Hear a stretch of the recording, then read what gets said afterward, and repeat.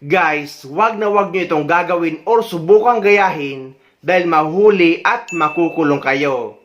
Dahil isang pasahero na pasakay na sana sa eroplano ang hinarang sa airport at inaresto. Dahil sana diskubring droga na itinago nito sa kanyang piluka or wig. Arestado naman ang isang Colombian national nang tangkain nitong ipuslit ang 19 na cocaine capsules na itinago niya sa ilalim ng kanyang peluka. Pasakay na sana ang suspect mula Cartagena patungong Amsterdam nang madakip ng mga otoridad.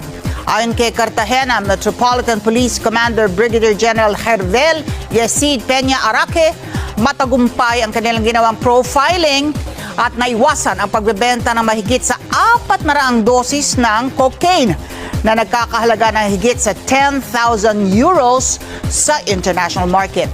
Dinala na sa Attorney General's Office ang suspect at nahaharap sa mga kasong trafficking, manufacturing at carrying ng narcotic substances. Kahit gaano man kahirap ang buhay ay wag na wag kayong papayag na maging drug courier or tagadala ng droga papunta sa ibang bansa. Dahil pwede kayong mapatawan ng death penalty or parusang kamatayan kapag nahuli kayo. Pero kahit gaano man ang pagpapaalala ng gobyerno, ay may makababayan pa rin tayong matitigas ang ulo. Katulad na lang 2 Pilipina na nahuli or naharang nito lamang January 2025 na ginawang drug courier ng African Syndicate. Nasagip ng NBI ang 2 Pilipinang nirecruit umano ng West African Drug Syndicate para gawing courier ng droga sa Malaysia. Ang kanilang recruiter patuloy naman tinutugis ng mga otoridad. Nakatutok si John Consulta. Balot mula ulo hanggang paa ang 2 babaeng ito nang dumating sa headquarters ng NBI ngayong araw. Sinagip sila ng NBI sa Malaysia mula sa operasyon ng West African Drug Syndicate.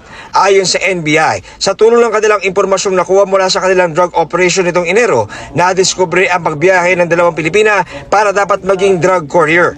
Pinapapunta sa Malaysia, all expenses paid at $5,000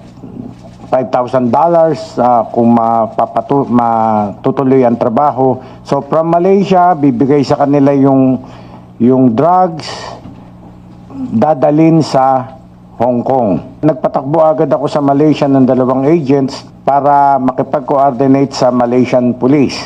Nahuli yung female drug mule dun sa Malaysia before na maipasa pa nila yung drugs, cocaine, dito sa ating mga Pilipina na binibictimize nila.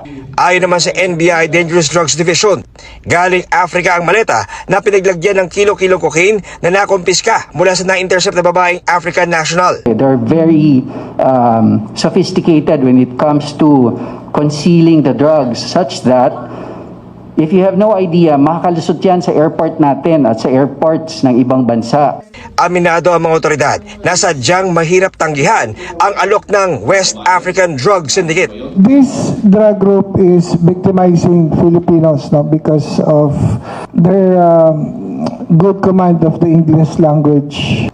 The payment scheme, no? That $5,000 is almost 300,000 pesos allowance and pocket money. This group is responsible for the arrest of majority of Filipinos in many parts of the world who are now languishing in jail and facing death penalty. Patuloy ang follow-up operation ng NBI para makuha ang recruiter ng 2 nasagip na Pilipina. Hindi naman nagbigay ng pahayag ang mga ito na isa sa ilalim sa counseling at debriefing bilang human trafficking victims.